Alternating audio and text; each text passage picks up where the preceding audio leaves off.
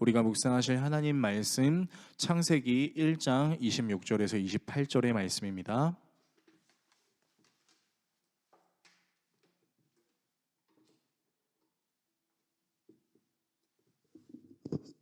구약성경 1페이지 내지는 2페이지에 있는 창세기 1장 26절에서 28절의 말씀입니다. 우리 말씀이 길지 않으므로 이 말씀은 우리가 한 목소리로 같이 읽어보도록 하겠습니다. 같이 읽습니다. 하나님이 이르시되 우리의 형상을 따라 우리의 모양대로 우리가 사람을 만들고 그들로 바다의 물고기와 하늘의 새와 가축과 온 땅과 땅에 기는 모든 것을 다스리게 하자 하시고, 하나님이 자기 형상 곧 하나님의 형상대로 사람을 창조하시되 남자와 여자를 창조하시고, 하나님이 그들에게 복을 주시며 하나님이 그들에게 이르시되 생육하고 번성하여 땅에 충만하라. 땅을 정복하라. 바다의 물고기와 하늘의 새와 땅에 움직이는 모든 생물을 다스리라 하시니라. 아멘. 오늘 여러분과 함께 창세기 1장 26절에서 28절의 말씀으로 창세기 강의 첫 번째 시간, 왜 사람을 창조하셨을까요? 라는 주제로 하나님의 말씀 나누도록 하겠습니다. 오늘부터 여러분과 함께 창세기를 좀 살펴보려고 합니다. 이제 지난주까지 우리 교회가 가는 방향, 하나님을 향해, 세상을 향해, 사람을 향해 라는 주제로 우리 교회의 방향을 나눴었고요. 앞으로 수요일부터는 이제 창세기 강의 설교를 하려고 하는데 모든 구절을 자세히 살펴보는 것은 쉽지 않을 것 같아서 우리가 성경을 읽으면서 좀 궁금해할 수 있는 부분들을 중점적으로 강의를 하려는 시간을 가지려고 합니다. 그래서 우리 수요 예배에 참여하시는 더웨이 교회 성도 여러분들은 수요 예배에 오기 전에 꼭 창세기를 한 번씩 읽고 오셨으면 좋겠습니다. 오늘은 창세기 1장을 주제로 내용을 다루니까요, 다음 주에는 창세기 2장을, 그 다음 주에는 창세기 3장을 미리 읽어 오시면서 같이 창세기의 내용을 좀 나눴으면 좋겠습니다. 오늘은 그 첫 번째 시간, 사람을 창조하신 이유에 대해서 좀 나눠보려고 해요. 성경은 아무것도 없었던 무에서 유를 하나님이 창조하셨다라고 이야기합니다. 말씀으로 빛과 공창, 땅과 바다, 광명체와 각종 생물들을, 그리고 사람을 창조하셨습니다. 그런데 사람을 창조하실 때는 다른 창조물들과는 다른 몇 가지 부분들이 있는데요. 첫 번째는 하나님의 형상을 닮게 창조했다는 것입니다. 본문 26절을 같이 읽어보겠습니다. 하나님이 이르시되 우리의 형상을 따라 우리의 모양대로 우리가 사람을 만들고 그들로 바다의 물고기와 하늘의 새와 가축과 온 땅과 땅에 기는 모든 것을 다스리게 하자 하시고. 아멘. 밑줄 빨간 부분을 보시게 되면 이제 우리의 형상을 따라 우리의 모양대로 하나님께서 사람을 창조하셨다라고 이야기합니다. 여기서 우리가 잘 알고 있는 것처럼 삼위의 하나님을 가리키는 것이죠. 이 문장에 등장하는 형상이라는 말을 단순히 모양으로만 이야기하는 것이 아니라 하나님의 속성을 반영한 것으로 우리가 이해해야 합니다. 지식을 쌓고 대상을 인지할 수 있는 지의 영역, 희노애락을 느낄 수 있는 감정인 정의 영역, 그리고 의지를 가지고 행동할 수 있는 의의 영역입니다. 이 지정의의 영역들은 다른 피조물과는 다르게 오직 인간만이 가지고 있는 영역이라고 할 수 있겠습니다. 왜냐하면 이것이 바로 하나님께서 사람들에게 공유해 주신 속성이기 때문이죠. 두 번째는 창조의 목적입니다. 본문 26절 다시 한번 우리가 읽어보겠습니다. 같이 읽겠습니다. 하나님이 이르시되 우리의 형상을 따라 우리의 모양대로 우리가 사람을 만들고 그들로 바다의 물고기와 하늘의 새와 가축과 온 땅과 땅에 기는 모든 것을 다스리게 하자 하시고. 아멘. 자, 다스리게 하자 하시고, 여기서 다스리게 하자라는 것은 그 다스릴 수 있는 권세, 모든 것을 담당할 수 있는 권세, 의미하는 건데, 좀 더 정확하게 이야기하자면 이 다스리다라는 것의 의미는 절대 왕권을 지닌 자가 자신의 백성이나 포로에 대해서 생사 여탈권을 가지고 있는 것을 의미하는 것입니다. 그러니까 쉽게 말해서 그 상대방을, 그 대상을 자신이 원하는 대로 모든 것을 할 수 있다라는 것을 뜻하는 것이죠. 그러니까 하나님께서는 사람들이 점점 늘어나기를 원하셨고, 모든 곳을 삶의 터전으로 삼기를 원하셨고, 모든 것에 주권을 가지는 것을 원하셨던 것입니다. 그러니까 말씀을 보게 되면 마치 모든 피조물들이 사람을 위해서 존재하는 것처럼 하나님께서 그렇게 우리에게 주시는 것처럼 느낀다는 거죠. 세 번째는 사람을 만드신 방법입니다. 오늘 본문은 아니지만 그 뒤편에 있는 창세기 2장 7절에는 이런 말씀이 나와 있는데요. 여호와 하나님이 땅의 흙으로 사람을 지으시고 생기를 그 코에 불어넣으시니 사람이 생명이 되니라. 자, 다른 피조물들 같은 경우는 하나님께서 있으라 라고 말씀하시니까 짠 하고 나타났어요. 근데 사람은 땅의 흙으로 만드셨고 직접 생기를 사람의 코에 후 하고 불어 넣어 주신 것이죠. 이 생기에 대해서 킹 제임스 성경 번역본은 living soul, 즉 혼을 불어 넣어 주셨다라고 번역하고 있습니다.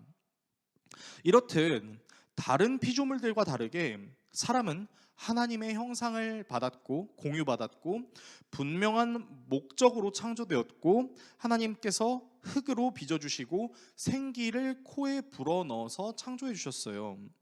이 세 가지 다른 부분을 통해서 하나님께서는 사람을 창조하신 것이죠. 그렇다면 우리는 한 가지를 좀 궁금해 볼 필요가 있습니다. 그러면 하나님께서 인간을 왜 이렇게 창조하셨을까라는 질문입니다. 우리가 지금 가지고 있는 이성이나 감정이나 의지만으로는 하나님의 분명하신 목적을 다 알 수는 없을 것입니다. 하지만 하나님께서 우리를 이렇게 창조하신 부분에 대해서 저는 사랑으로 창조하셨다라고 여러분께 감히 말씀드리고 싶습니다. 하나님이 우리를 사랑으로 창조하신 이 부분에 대해서 저는 부모와 자녀의 관계로 오늘 여러분들께 이 말씀을 좀 풀이해서 나눠드리려고 합니다. 사랑한다는 것이 그럼 무엇일까요? 아마도 사랑에 대한 정의는 각자가 다 다를 수 있겠지만, 각자가 다 다른 개념을 가지고 있음에도 불구하고 공통적으로 존재하는 교집합의 개념이 있는데, 그것이 바로 공유입니다. 성경은 이거를 한 몸을 이룬다라는 표현으로 우리에게 알려줬어요. 하나님께서 아담을 창조하시고 그 아담의 갈빗대로 하와를 창조하셨으며, 창조하신 아담과 하와를 보면서 둘이 합하여 한 몸을 이루라 라고 하나님께서 말씀하신 것처럼 말입니다. 여기서 합하다라는 뜻은 단순히 그냥 같이 있다라는 것을 의미하는 것이 아닙니다. 원어적 의미를 살펴보게 되면 이 합하다라는 단어는 영과 육의 불가분적인 합일을 의미합니다. 그러니까 어떤 부분은 하나가 되고 어떤 부분은 하나가 안 되는 것이 아니라 완전한 하나가 되는 것을 의미하는 것이죠. 이후에 아담과 하와가 선악을 알게 하는 나무의 열매를 먹음으로써 하와가 임신하는 고통을 얻게 되지만, 하나님께서는 이 임신하는 고통을 통해서 우리를 영원한 구원으로 인도하시려는 예수님의 계보를 미리 준비하신 점도 상당히 놀라운 점으로 우리에게 다가옵니다. 그러면 이 임신하는 고통은 언제 찾아오게 될까요? 아이러니하게도 남자와 여자가 한 몸을 이룰 때 나타납니다. 그러니까 서로 완전히 사랑을 이루는 그 순간, 임신의 순간이 일어난다는 것이죠. 벌거벗은 상태에서 서로의 모습을 가장 아름다운 모습으로 여겨서 하나가 되고 싶어서 하게 되는 성적인 관계를 통해서 이 임신이 생겨납니다. 서로의 은밀한 모습을 완전히 공개해 줄 수 있는 전적인 사랑이 이루어질 때 아이러니하게 고통이 일어난다는 것이죠. 그런데 이 고통을 통해서 무엇이 나타난다고요? 세상에 또 다른 생명이 나타나는 것입니다. 이 생명이 태어나게 되면 아빠들이, 엄마들이 가장 먼저 하는 것이 있습니다. 무엇일까요?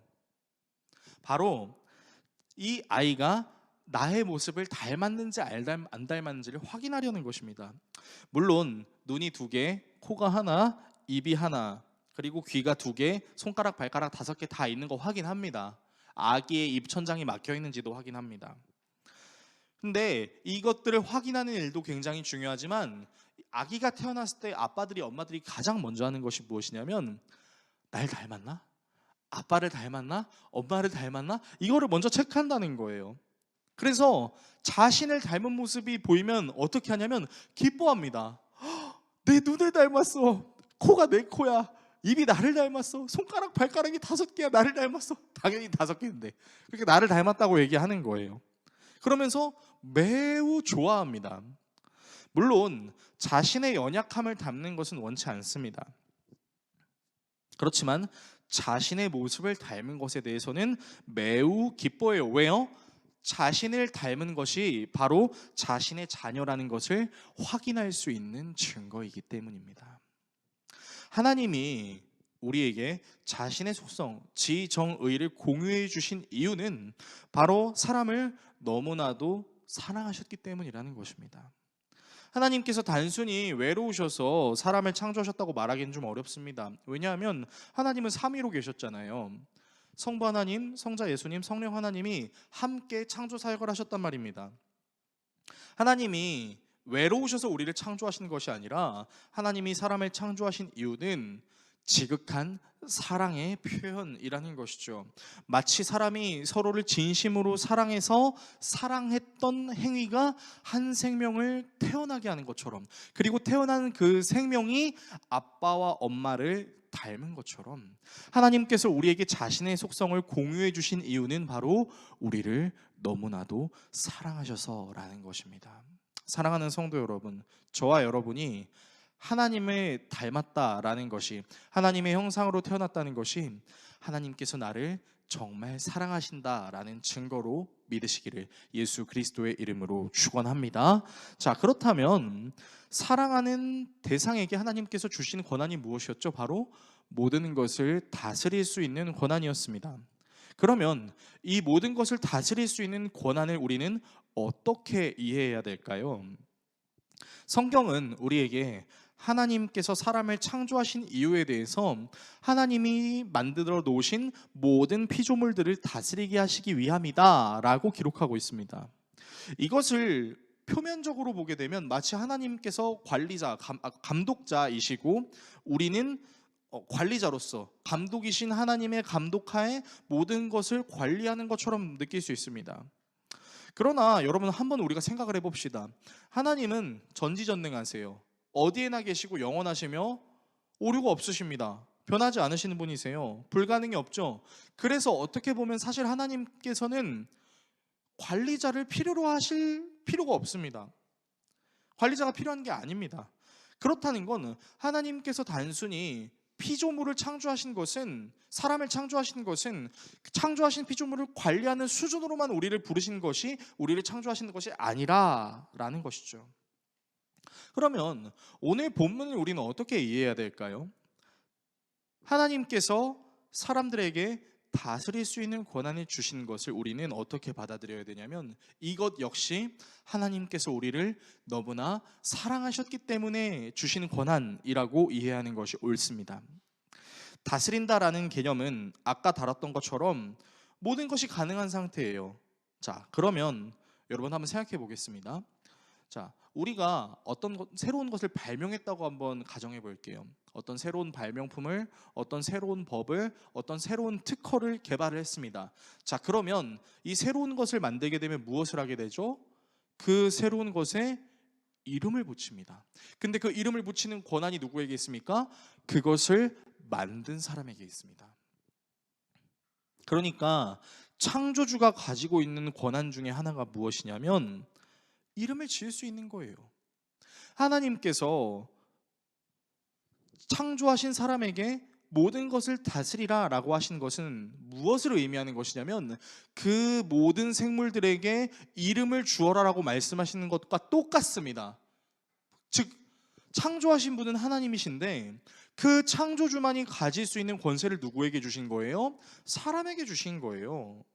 모든 것을 자신의 뜻대로 할 수 있는 권한을, 하나님만이 가지실 수 있는 그 권한을 사람들에게 주었다라는 것입니다. 여러분, 사람이 자녀를 낳게 되면 마음속으로 품는 것이 있는데, 그것이 무엇이냐면 가장 좋은 것을 주고 싶다, 모든 것을 다 해주고 싶다라는 마음입니다. 하나님께서 바로 이것을 우리에게 적용해 주신 것입니다. 하나님이 지으셨어요. 하나님이 이름을 붙이실 수 있어요. 하나님이 직접 하나님 마음대로 하실 수 있어요. 그런데 하나님께서 창조하셔 놓고 보시기에 좋은 모든 것들을 다스릴 수 있는 권한을 누구에게 주셨다고요? 사람에게 주셨다고요. 창조주만이 가질 수 있는 권한을 사람이 갖게 된 것입니다. 그런데 제가 이렇게 말씀드리면 혹자는 이렇게 오해할 수도 있을 것 같습니다. 하나님이 우리 보고 제멋대로 하라고 하셨는데 결국 인간이 제멋대로 해서 저주받게 된 거 아닌가요?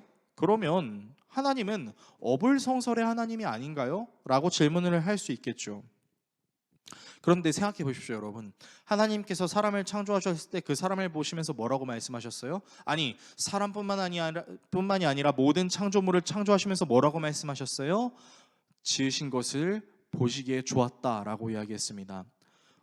보시기에 좋았다라는 표현은 어떤 것을 의미하냐면요, 잘 만들었네 라는 수준을 이야기하는 것이 아닙니다. 하나님께서 만드신 것에 오류가 없이 완전하고 흠이 없다라는 것을 의미하는 겁니다. 그러니까 단순히 미관적으로 좋다라고 말씀하시는 것이 아니라 흠이 없이 잘 만드신 것을 보시기에 좋았다라고 말씀하시는 거예요.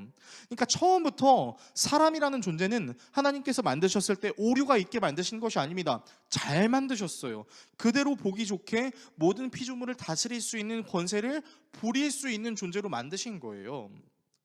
물론 이 능력은 가장 간교한 짐승이었던 뱀을 통해 왜곡됩니다. 이 내용은 추후에 다시 창세기 강해 설교를 통해서 여러분들께 말씀드릴 테니 이 부분은 잠시 접어두도록 하겠습니다. 다시 본문으로 돌아와서요, 사람이 자녀를 낳게 되면 모든 것을 해주고 싶은 마음이 늘 있기 때문에, 가장 좋은 것을 주고 싶기 때문에 아기가 하고 싶은 모든 것을 할 수 있도록 지켜봐 줍니다. 그렇게 아기들은 아빠와 엄마의 품 안에서 자기가 하고 싶은 모든 행동들을 하나씩 하기 시작합니다. 먹는 것, 마시는 것, 옷 입는 것, 만지는 것, 보는 것, 듣는 것, 이 모든 행동들을 하게 됩니다. 그리고 이런 행동들을 통해서 세상의 좋은 것들을 아기들이 누리게 되고, 이 모든 것들을 누릴 수 있게 해준 누구에게 감사하죠? 아빠하고 엄마한테 고마워해요. 이 원리가 하나님과 우리의 관계에도 똑같다라는 겁니다. 하나님이 모든 사람들에게 모든 것을 다스릴 수 있는 권세를 주셨어요. 이름을 지으면서 그것들을 기르면서 자라게 하면서 우리는 이 모든 것들을 가능하게 해주신 하나님께 감사할 수밖에 없게 되는 것입니다. 그러니까 하나님께서 다스릴 수 있는 권세를 주신 것은 단순히 관리인으로 우리를 부르시는 것이 아니라 우리를 정말 사랑하셨기 때문이라는 것입니다. 이 사실을 기억하심으로 저와 여러분이 다스릴 수 있는 권세에 감사함으로 나가는 저와 여러분 모두가 되시기를 예수 그리스도의 이름으로 축원합니다. 자, 세 번째입니다. 그러면 하나님께서 이 사람을 지으신 목적을 통해서 우리가 깨달을 수 있는 게 있는데, 올바른 신앙을 가지고 있다면 우리는 이 하나님께서 지으신 모든 세계들을 바라보면서 한 가지를 느낄 수 있고 표현할 수 있어야 돼요. 그게 뭘까요? 바로 이 놀라운 세계와 자연과 만물을 지으시는 분이 하나님이라는 사실에 우리가 하고 감탄해야 되는 거예요. 우리는, 특히 한국 사람들은 이 감탄에 너무 인색해. 그래서 유명한 강사들이 와가지고 여러분 놀라운 일이 일어났습니다, 기적이 일어났습니다, 이런 일이 일어났어요 하면은 대박, 와 놀라워해야 되는데 한국 사람들은 다 이러고 있어. 여러분, 우리는 좀 이것들을 의지적으로 할 필요가 있어요. 어떤 걸요? 와우, amazing, 놀라워라, 하나님께서 정말로 이런 것들을 하셨다고, 대박 하고 놀랄 수 있어야 돼요. 무엇을요? 하나님이 창조하신 모든 자연 세계와 만물들을 피조물을 보고 놀랄 수 있어야 돼요. 하나님에 대해서 감탄할 수 있어야 된다라는 것입니다. 그리고 감탄만 하는 것이 아니라 이 모든 것을 말할 수 있고 볼 수 있고 들을 수 있고 만질 수 있고 느낄 수 있게 해주신 하나님께 감사해야 한다라는 것입니다. 여러분, 이렇게 지으신 것을 보고 놀라며 놀란 상태로 하나님께 감사하는 것, 이것이 성경적으로 우리에게 무엇을 말하고 있는 것이냐면 하나님께 영광을 돌린다라는 표현으로 우리에게 오는 것입니다. 여러분, 하나님께 영광 돌린다요? 어떤 대단한 일 하는 거요? 남들이 하지 못하는 거 하는 거요? 물론 그런 것들이 될 수는 있습니다. 근데 그거 하나님도 다 가능하잖아요. 어떤 것이 하나님 앞에서 대단할 수 있겠습니까? 모든 것이 가능하신 그 하나님 앞에 우리가 조금 더 잘난 것이 그것이 하나님의 영광을 높여드릴 수 있는 것일까요? 물론 그것이 하나님을 높여드릴 수 있는 것이지만 궁극적으로 우리가 하나님께 영광을 돌린다는 것은 하나님이라는 존재가 다른 존재보다 비교할 수 없을 만큼 탁월하다라는 것을 이야기할 때, 이 세상 모든 자연, 만물들을 바라보면서 정말이지 탁월하다, 하나님만이 하실 수 있다라고 느낄 수 있고 그 하나님께 감사한다면 우리는 하나님께 영광을 돌리는 자가 될 수 있다라는 것입니다. 그런데 이 탁월하신 하나님, 그 누구도 흉내낼 수 없는 이 하나님께서 우리에게 모든 자연과 만물을 다스릴 수 있는 권세를 주셨으니까 어떻게 즐겁지 않을 수 있겠어요? 아이가 아빠와 엄마가 모든 것을 누리게 해주는 것을 통해서 어떻게 해요? 미소를 짓죠. 아, 즐거워, 행복해, 이것도 할 수 있어, 저것도 할 수 있어. 이렇게 미소를 짓는 것처럼 우리도 하나님께서 주신 진정한 은혜를 알게 되면요, 여러분, 미소를 지을 수밖에 없어요. 옆 사람을 바라보면서 이렇게 해보겠습니다. 자, 하도 웃지를 않으셔가지고 경직되셨는데 여러분 한번 웃어보세요. 비웃지 마시고요. 네, 얼마나 놀랍습니까? 어떻게 저렇게 생길 수가 있지?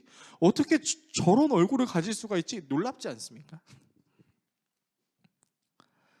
그러니까 하나님께서 창조하신 것을 바라보면서 탁월하신 하나님, 탁월하신 하나님께 감사하면서 기쁘고 즐거운 거예요. 그래서 하나님께서는 아담이 다스려야 될 동산의 이름을 뭐로 지으셨어요? 에덴이라고 지었어요. 에덴의 뜻이 뭡니까? 기쁨, 즐거움입니다. 그러니까 하나님께서 모든 만물을 다스리는 것을 인간에게 주신 것을 인간이 뭘로 받아들여야 된다고요? 기쁨과 즐거움입니다. 하나님은 우리를 단순히 인력이 필요해서 시간이 남아두셔서 창조하신 것이 아닙니다. 우리를 너무 사랑하셔서 사랑으로 우리를 창조하셨고, 그 사랑은 하나님이 지으신 모든 것을 다스릴 수 있는 권세로 표현됐습니다. 우리는 이런 하나님의 사랑을 느끼면서 하나님이 지으신 모든 세계에 감탄할 수밖에 없고 하나님의 탁월함을 느낄 수밖에 없습니다. 이런 모든 부분에 바로 우리가 태어난 목적을 발견할 수 있는데요, 이에 대해서 웨스트민스터 소요리 문답 제1문과 1답은 이렇게 말하고 있습니다. 같이 읽겠습니다. 인간의 제일 된 목적은 하나님을 영화롭게 하고 영광을 돌리고 영원토록 하나님을 즐거워하는 것입니다. 한 번 더 읽습니다. 인간의 제일 된 목적은 하나님을 영화롭게 하고 영광을 돌리고 영원토록 하나님을 즐거워하는 것입니다. 아멘이죠. 진짜 하나님의 말씀과 같은 아멘입니다. 하나님의 탁월히 여기고 하나님을 즐거워하는 삶을 살 수 있도록 하나님께서 우리를 창조하셨다는 것입니다. 물론 이렇게 기쁘게 누릴 수 있는 것을 하나님의 말씀에 순종하지 못함으로 사람뿐만 아니라 세상도 깨져버려서 오히려 다스려야 할 존재들이 반대로 우리가 그 다스려야 될 존재들에게 다스림을 받고 있는 일이 일어나는 것이 오늘의 현실이죠. 이 부분도 추후에 여러분들과 설교로 나눌 것입니다. 여러분, 이렇게 놀라우신 하나님의 사역과 더불어 더 놀라운 것이 있어요. 그것이 무엇이냐면 하나님이 받으실 영광은 단순히 이 창조 사역에서 끝나지 않았다는 것입니다. 하나님께 영광을 돌리고 영원토록 그분을 즐거워해야 하는 존재 이유가 있음에도 간교한 뱀의 꼬임에 의해 인간들이 선악을 알게 하는 나무의 열매를 먹고 무엇이 생겼습니까? 죽음이 생겼어요. 원래 죽지 않을 수 있었는데 이 선악을 알게 하는 나무의 열매를 먹음으로 죽음이 생겼습니다. 말씀은 우리에게 이렇게 이야기합니다. 창세기 2장 17절의 말씀인데요. 선악을 알게 하는 나무의 열매는 먹지 말라. 내가 먹는 날에는 반드시 죽으리라 하시니라. 아멘. 원래 죽지 않을 수 있었어요. 근데 그 인간이 선악을 알게 하는 나무의 열매를 먹음으로 죽음이라는 것을 갖게 됐다는 것입니다. 이 죽음으로부터는 그 누구도 벗어날 수 없습니다. 아무리 좋은 능력을 가지고 있고 아무리 좋은 환경을 가지고 있는 사람이다 할지라도 이 죽음의 문제에서 결코 자유로울 수 없습니다. 그런데 이 죽음의 문제를 해결하실 수 있는 분이 계셨어요. 누구죠? 바로 예수 그리스도였죠. 죽음의 문제를 해결하시기 위해 죄의 값을 치르시기 위해 이 땅에 내려오신 하나님의 아들 예수님은 하나님의 영광을 위해 이 땅에 내려오셨다고 말씀하십니다. 무슨 영광일까요? 그것은 죽음이라는 죄값을 치르는 영광이었습니다. 죽음이라는 죄값을 치르러 가실 때 인자가 하나님의 영광을 드러내게 된다라고 예수님은 말씀하셨고, 죽음을 감당하시면서 내가 해야 될 일을 다 이루었다라고 말씀하셨습니다.